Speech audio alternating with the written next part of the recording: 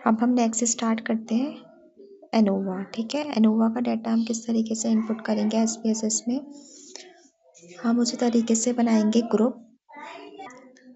तो हम इसकी वैल्यूज ऐड करेंगे। ठीक है, तो वैल्यू नंबर 1 हम लिख लेंगे अपना, लेबल करेंगे हम अली।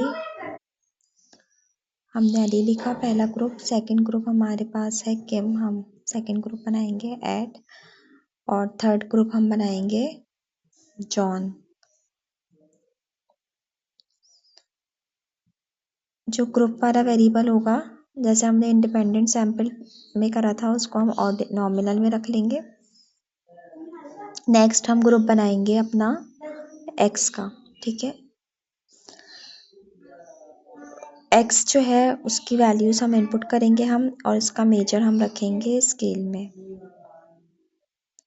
अब हम डाटा एंटर करेंगे। डाटा एंटर करने के लिए सबसे पहले जो हमारे पास वैल्यूज हैं वो है अली, 3 वैल्यूज, तीनों की 3 वैल्यूज हैं। तो अब हम ये वैल्यूज इनपुट कर देंगे।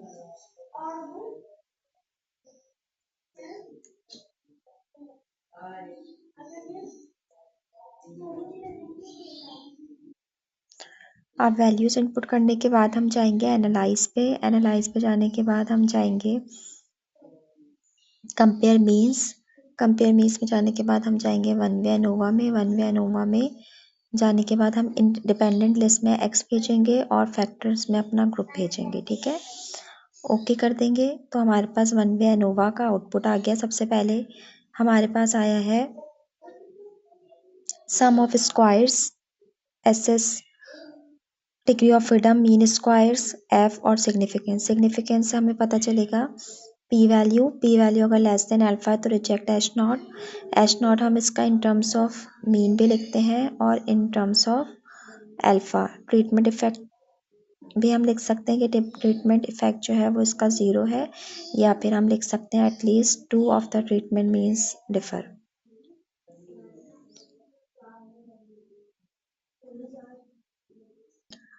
तो इस तरीके से हमारे पास वन वे एनोवा की टेस्टिंग होगी।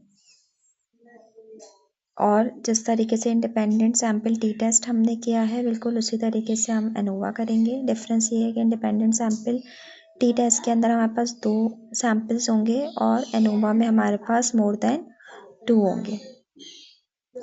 तो मोर देन 2 के लिए फिर हम एनोवा अप्लाई करते हैं। ठीक है, अच्छा, अगर हमें टैबुलेटेड वैल्यू चाहिए तो हम चले जाएंगे कंप्यूट वेरिएबल्स के अंदर। किसी की भी हमें, फॉर एग्जांपल हमें एनोवा में एफ टेबल होता है, अगर हमें एफ टैबुलेटेड चाहिए तो हम जाएंगे फंक्शन ग्रुप के अंदर इनवर्स डीएफ में। इनवर्स डीएफ में जाने के बाद हम यहाँ से ले लेंगे जिसका भी हमें जो है वो निकालना है टैबुलेटेड वैल्यू, उसके लिए हम जो है वो यहाँ से IDF एफ, अगर एफ डिस्ट्रीब्यूशन है तो एफ ले लेंगे। प्रोबेबिलिटी नंबर 1, अगर हमारे पास 0.95 की टेस्टिंग है, 0.05 की टेस्टिंग है तो हम यहाँ पे लेंगे 0.95। डिग्री ऑफ फ्रीडम जो भी 1 होगा और जो भी डिग्री ऑफ फ्रीडम 2 होगा। तो हमारे पास यहाँ डिग्री ऑफ फ्रीडम 1 है जो है वो है 2, और डिग्री ऑफ फ्रीडम 2 जो है वो है 6।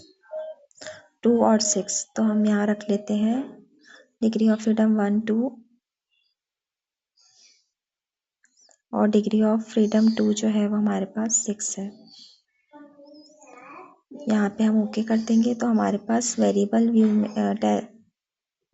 डाटा व्यू में एफ टैबुलेटेड वैल्यू आ जाएगी। ठीक है, ये बहुत ज़्यादा रिपीट हो रही है, एक ही वैल्यू होती है पूरे उसकी। तो 5.14 आ रही है। ठीक है, टैबुलेटेड वैल्यू को हम कंपेयर करते हैं कैलकुलेटेड वैल्यू से। तो टैबुलेटेड वैल्यू जो है वो आ रही है 5.14 और कैलकुलेटेड वैल्यू आ रही है 2.228।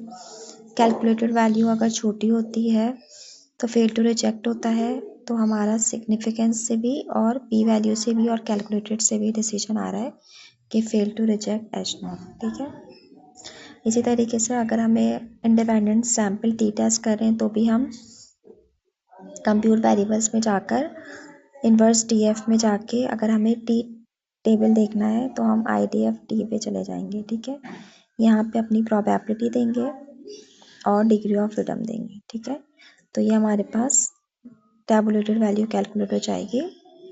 ठीक है।